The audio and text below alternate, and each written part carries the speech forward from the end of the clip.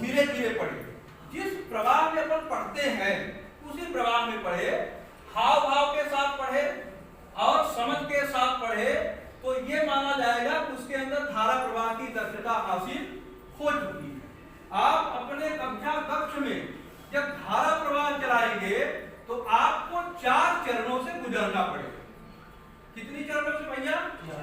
4 चरणों से। यदि आप अपने विद्यालय में कक्षा 1-2 में धारा प्रवाह चला रहे हैं तो आपको 4 चरणों से गुजरना पड़ेगा।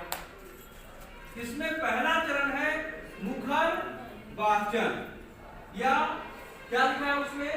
मुखर वाचन। यहां पर ये लिखा पहला चरण, पहली गतिविधि क्या है? मुखर वाचन। मुखर वाचन का भाव यहां आयु से है, ध्यान रखना। मतलब चाहे आप कविता पे धारा प्रवाह चला रहे हो, चाहे आप कहानी पे धारा प्रवाह चला रहे हो, चित्र पे पढ़ते हो, समझना उसमें भी है।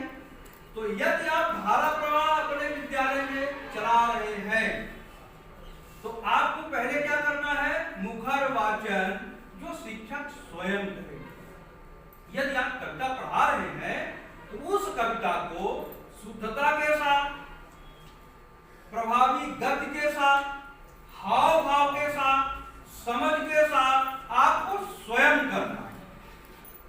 आपको स्वयं करना है। यह है मुखर वाचन। इसके बाद दूसरी गतिविधि आती है, क्या लिखा है? साझा पठन।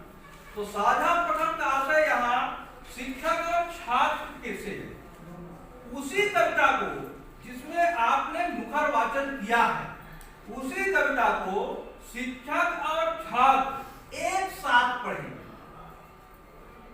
आप मान लीजिए कि आपके पास मजबूरी है कि कक्षा 1 का बच्चा उसको पढ़ने नहीं आता, तो आप पढ़िए। जिन बच्चों से पढ़ना आता है वो भी पढ़ेंगे, जिनसे पढ़ना नहीं आता वो उंगलियां चलाएंगे शब्दों पर। तो पढ़ रहा है, देख रहा है, तो साझा पठन चलाना है। दूसरी गतिविधि क्या है धारा प्रवाह की? साझा पठन। साझा पठन का आशय ये है कि जिस विषय वस्तु का आपने मुखर वाचन किया है उसी विषय वस्तु में शिक्षक और छात्र एक साथ पढ़ें। बात क्लियर हो रही है? तीसरा चरण इसमें क्या है? तीसरी गतिविधि क्या है? जोड़ों में पठन। तो जोड़ों में पठन का आशय यहाँ पर यह है कि आप बच्चों की जोड़ी बनाएंगे। आप बच्चों की जोड़ी बनाएंगे। अब जोड़ी बनाने के लिए आप स्वतंत्र हैं। अच्छे बच्चों की एक साथ जोड़ी बनाते हैं कि जो उत्कृष्ट बच्चे हैं कुछ थोड़ा सा कम धीमा सीख रहे हैं, उन बच्चों की जोड़ी बना रहे हैं। ये आप इसके लिए स्वतंत्र हैं।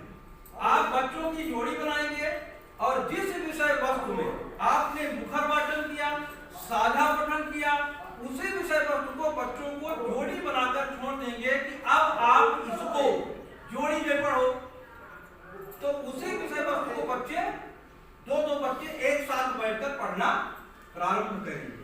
फिर अगले चरण में आप सारे बच्चों को अलग अलग कर देंगे, स्वतंत्र रूप से छोड़ देंगे और ये कहेंगे कि इसी विषय वस्तु को आप लोग अपने से पढ़ो।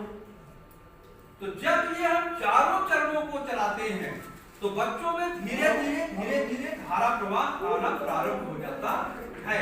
और यदि हम ये चारों चरणों का उपयोग नहीं करते, चारों प्रकार की गतिविधियों का उपयोग नहीं करते, तो धारा प्रवाह वहीं पर अवरुद्ध होने लगता है। बात क्लियर हो रही है? अब धारा प्रवाह बच्चों के अंदर आ गया है कि नहीं? पहली बात यह कि धारा प्रवाह पठन क्यों जरूरी है? तो क्यों जरूरी है? विभिन्न शोध बताते हैं कि हमारे कार्यशील स्मृति द्वारा जानकारियों को एक बार में याद रख पाने और प्रक्रिया कर पाने की क्षमता सीमित है। और यदि बच्चे पढ़ते समय धारा प्रवाह नहीं तो उनका अधिकतम ध्यान कहाँ जाता है? अक्षरों मात्राओं पर को मिलाकर डिकोड करने में ही चला जाता है। इससे समझ के लिए पर्याप्त ध्यान बच्चे नहीं दे पाते। जब हिचे करके पढ़ने लगते हैं तो बच्चों के अंदर समझ नहीं आती है। धारा प्रवाह है तो वो समझ के साथ विषय वस्तु को पढ़ते चले जाते हैं। धारा प्रवाह हमारे बच्चों में आ गया है कि नहीं, इसके लिए एक मापक पैमाना दिया गया है निपुण भारत के गाइडलाइन के अनुसार। क्या पैमाना है गुंजा मैडम?